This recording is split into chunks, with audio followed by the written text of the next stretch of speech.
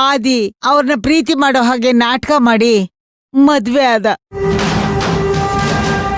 ಅಭಿರಾಮಿ ಅವ್ರನ್ನ ಬಳಸ್ಕೊಂಡು ಅಮ್ಮವ್ರ ಆಸ್ತಿಲಿ ಸುಮಾರು ಭಾಗನ ಕಿತ್ಕೊಂಡ್ರು. ಅದ್ರ ಜೊತೆಲಿ ಈಗ ಅಮ್ಮವ್ರ ಆಸ್ತಿನೂ ಹೊಡಿಬೇಕು ಅಂತ ಸಂಚ್ ಹಾಕ್ತಾ ಇದ್ದಾರೆ. ಈ ವಿಷಯ ಎಲ್ಲ ಅಭಿರಾಮಿ ಅವ್ರಿಗೆ ಗೊತ್ತಾದಾಗ ಅವ್ರನ್ನ ಸಾಯಿಸೋ ಪ್ರಯತ್ನನೂ ಮಾಡಿದ್ರು. ಆವಾಗ್ಲೇ ಅವ್ರ ತಲೆ ಗಾಯ ಆಗಿ ಈಗ ಹಳೇದನ್ನೆಲ್ಲ ಮರ್ತು ಬಿಟ್ಟಿದ್ದಾರೆ. ಕಡೆಗೆ ಅಮ್ಮವ್ರೆ ಅಭಿರಾಮಿನ ಕಾಪಾಡಿ ಕೋರ್ಟ್ ಕೇಸ್ ಹಾಕಿ ಮನೆಗೆ ತಂದು ಇಟ್ಕೊಂಡಿದ್ದಾರೆ. ಇದ್ರ ಮಧ್ಯೆ ಅಮ್ಮವ್ರಿಗೆ ಬರ್ಬೇಕಾಗಿದ್ದ ಸುಮಾರು ಕೆಲಸಗಳು ಬೇರೆಯವ್ರಿಗೆ ಹೊರಟೋಗಿದೆ. ಫೋನಲ್ಲಿ ಮಾತಾಡ್ತಾ ಇರ್ತಾರಲ್ಲ, ಆವಾಗ ಕೇಳಿಸ್ಕೊಂಡಿದ್ದೆ ಅವರೆಷ್ಟೋ ರಾತ್ರಿ ಬೇಜಾರಿಂದ ಊಟನೂ ಮಾಡದೆ ಹಾಲು ಕುಡಿದೆ ಹಾಗೆ ಮಲ್ಕೊಂಡ್ಬಿಟ್ಟಿದ್ದಾರೆ. ಈ ಎಲ್ಲಾ ಕಷ್ಟಗಳನ್ನು ಆ ದೇವಿನೇ ಕಡೆಗಾಣಿಸ್ಬೇಕು. ಸದ್ಯದಲ್ಲೇ ನೀವ್ ಹೇಳ್ದ ಹಾಗೆ ಆ ದೇವಿ ಎಲ್ಲದಕ್ಕೂ ಪರಿಹಾರ ಕೊಡ್ತಾಳೆ. ಸುಮ್ನೆ ನನ್ ಮನ್ಸಿಗೆ ಸಮಾಧಾನ ಸಿಗ್ಲಿ ಅಂತ ಎಲ್ರೂ ಹೀಗೆ ಮಾತಾಡ್ತಾರೆ. ಆದ್ರೆ ಒಳ್ಳೆಯವ್ರಿಗೆ ಕಷ್ಟ ತಪ್ಪಿದ್ದಲ್ಲಮ್ಮ. ದೇವ್ರ ಪ್ರೀತಿ ಮತ್ತೆ ಅನುಗ್ರಹ ಅನ್ನೋದು ಸಾಮಾನ್ಯ ವಿಷಯ ಅಲ್ಲ. ಅದನ್ನ ಕೊಡುವಾಗ ಆ ದೇವ್ರು ಪರೀಕ್ಷೆ ಮಾಡಿನೇ ಕೊಡೋದು. ಒಬ್ಬ ಮನುಷ್ಯ ನೆಮ್ಮದಿಯಾಗಿದ್ದಾಗ ಸುಳ್ಳು ಹೇಳ್ದೆ ನಿಯತ್ತಾಗಿರ್ಬೋದು, ಆದ್ರೆ ಕಷ್ಟ ಬಂದಾಗ ಅವ್ರ ನಿಜವಾದ ಬಣ್ಣ ಬಯಲಾಗುತ್ತೆ. ಕಷ್ಟ ಆದ್ರೂ ಅವರು ನಿಯತ್ತಿಂದ ಇಲ್ಲಿವರೆಗೂ ನಡ್ಕೊಂಡಿದ್ದಾರೆ ಅಂದ್ರೆ ಅವ್ರಿಗೆ ದೇವ್ರ ಅನುಗ್ರಹ ಇರುತ್ತೆ.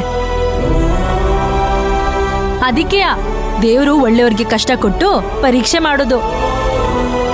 ಸದ್ಯದಾಗೆ ಶಿವಗಾಮಿ ಅಮ್ಮವ್ರಿಗಿರೋ ಎಲ್ಲಾ ಸಮಸ್ಯೆಗಳಿಗೂ ಪರಿಹಾರ ಸಿಗುತ್ತೆ. ಎಲ್ಲಾ ಸತ್ಯಗಳು ಆಚೆ ಬರುತ್ತೆ. ಇದು ಇವತ್ತೇ ಆಗ್ತೈತೆ.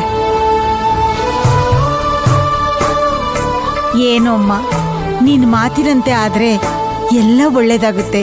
ನನಗೂ ಸಂತೋಷ ಆಗುತ್ತೆ.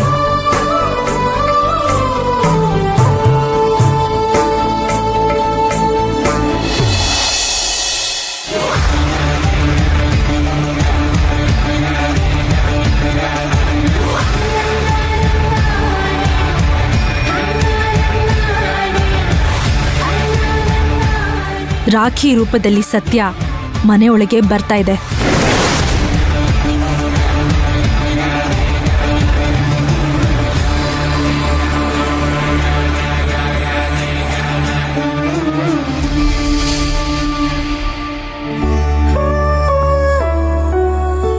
ನಮಸ್ತೆ ಮೇಡಮ್. ಓ ರಾಖಿ, ಕೂತ್ಕೋ.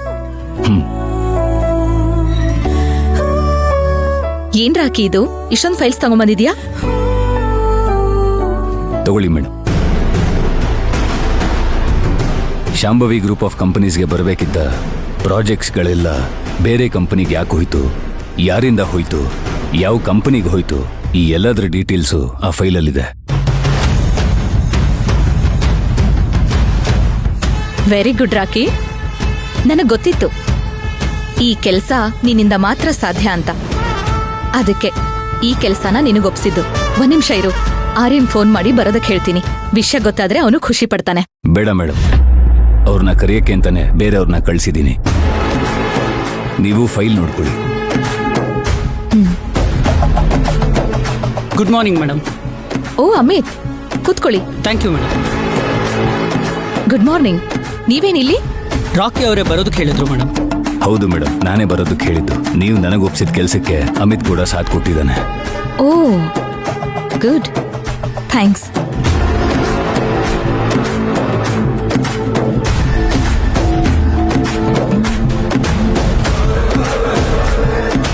ಇದು ಮೊದಲನೇ ಪ್ರಾಜೆಕ್ಟ್ ಮೇಡಮ್, ನಿಮ್ ಕೈ ತಪ್ಪು ಹೋಗಿದ್ದು. ಅಶೋಕ್ ಸರ್ ಅವತ್ತು ಮೀಟಿಂಗ್ ಹೋಗಕ್ಕಾಗ್ಲಿಲ್ಲ. ಅವ್ರ ಬದಲಾಗಿ ಆರ್ಯ ಮೀಟಿಂಗ್ ಹೋಗಿದ್ದ. ಆದರೆ ಮೀಟಿಂಗು ಫೇಲ್ ಆಯ್ತು. ಆ ಪ್ರಾಜೆಕ್ಟ್ ಹೋಗಿದ್ದು ರಾ ಇಂಟರ್ನ್ಯಾಷನಲ್ ಇಂಕ್ ಅನ್ನೋ ಕಂಪ್ನಿಗೆ.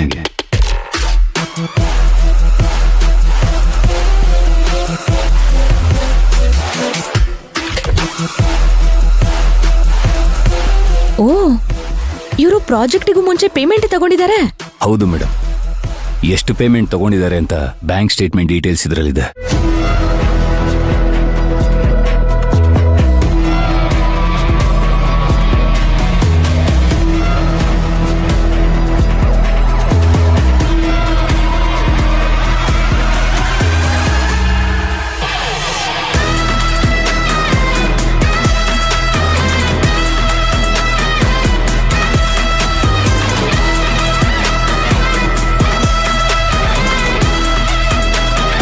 ಇದು ನಿಮ್ಮ ಕಂಪನಿ ಕೈ ತಪ್ಪು ಹೋಗಿರೋ 2ನೇ ಪ್ರಾಜೆಕ್ಟ್.